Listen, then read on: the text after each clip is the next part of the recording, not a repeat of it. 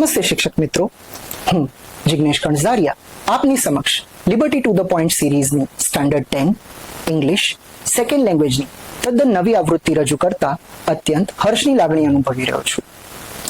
વાલા શિક્ષક મિત્રો, અમારું આ પુસ્તક ખરા અર્થમાં ઓલ ઇન વન પુસ્તક બને અને આ પુસ્તક ખરીદ્યા બાદ વિદ્યાર્થીઓએ અન્ય કોઈ સામગ્રી અથવા અન્ય કોઈ પુસ્તક ખરીદવાની જરૂર ન પડે તે માટે અમારી ટીમ સતત પ્રયત્નશીલ રહી છે.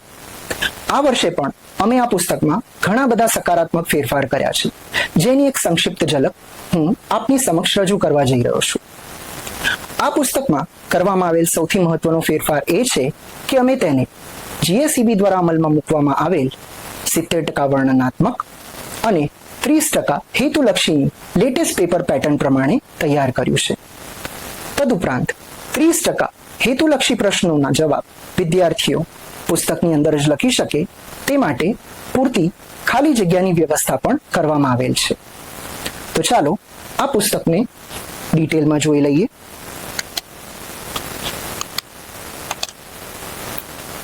પુસ્તકની શરૂઆતમાં આપને પ્રોઝ એટલે કે ગદ્ય વિભાગ જોવા મળશે. દરેક પ્રકરણની શરૂઆતમાં તેનો સારાંશ આપવામાં આવેલો છે, જેથી પરીક્ષા સમયે વિદ્યાર્થીઓ ખૂબ ઝડપથી પ્રકરણનું પુનરાવર્તન કરી શકે. ત્યારબાદ તેના શબ્દાર્થ, જેથી વોકેબ્યુલરી સેક્શનમાં પણ વિદ્યાર્થીઓ સારા ગુણ પ્રાપ્ત કરી શકે. ત્યારબાદ પેરેગ્રાફ બેઝડ ક્વેશ્ચન આન્સર્સ આપવામાં આવેલા છે.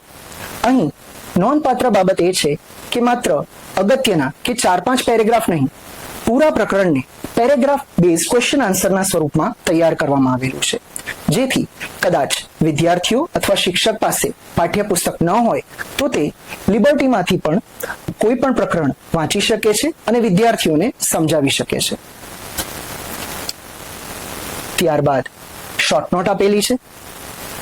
શોર્ટ નોટની બાજુમાં જ તેનું ટ્રાન્સલેશન એટલે કે ભાષાંતર આપેલું છે, જેથી વિદ્યાર્થીઓ તેને ઝડપથી અને સરળતાથી તૈયાર કરી શકે.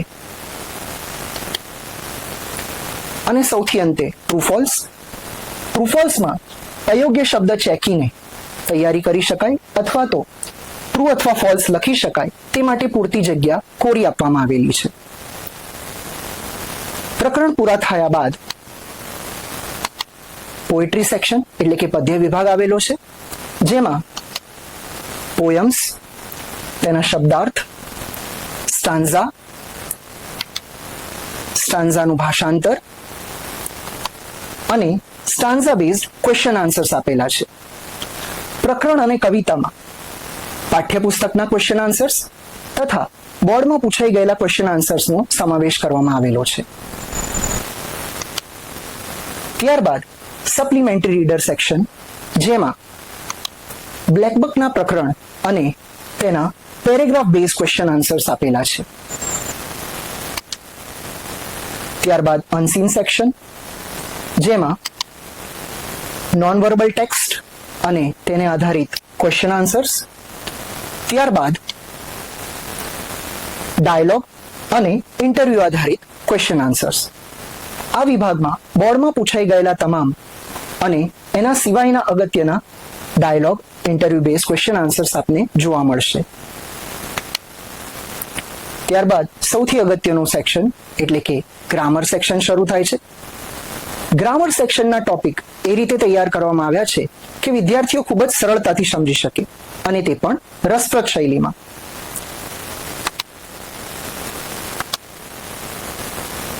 અગાઉ જણાવ્યા પ્રમાણે 30% હેતુલક્ષી પ્રશ્નોના જવાબ વિદ્યાર્થીઓ અંદર જ લખી શકે તે માટે પૂરતી કોરી જગ્યાની વ્યવસ્થા પણ આપવામાં આવેલી છે.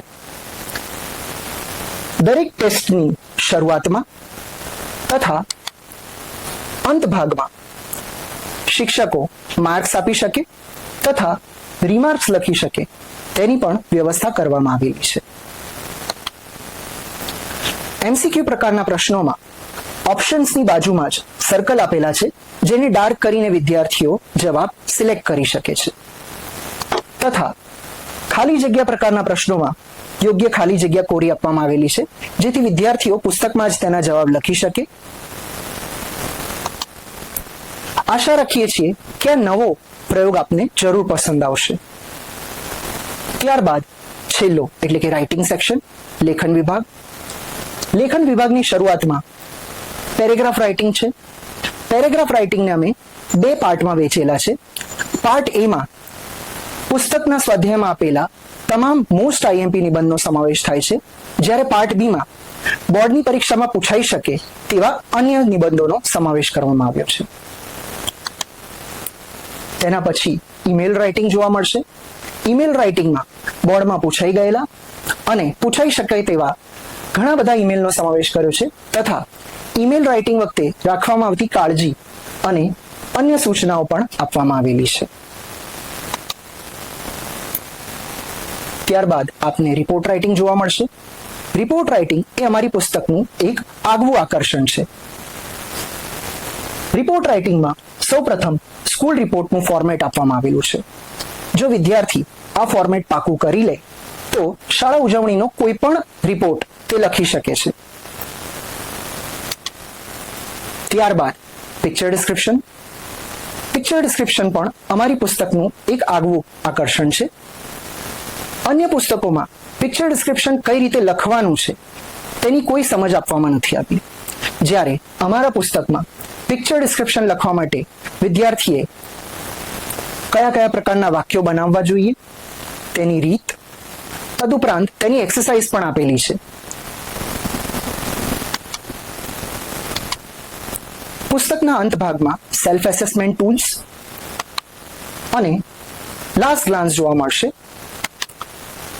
વિદ્યાર્થીઓ ગ્રામરના મુદ્દા જાતે પાકા કરી શકે તે માટે સેલ્ફ એસેસમેન્ટ ટૂલ્સ છે, જ્યારે પરીક્ષા સમયે બધા ગ્રામરના મુદ્દા એક જગ્યાએ જોઈ શકે તે માટે લાસ્ટ ગ્લાન્સની છેલ્લે વ્યવસ્થા કરવામાં આવેલી છે.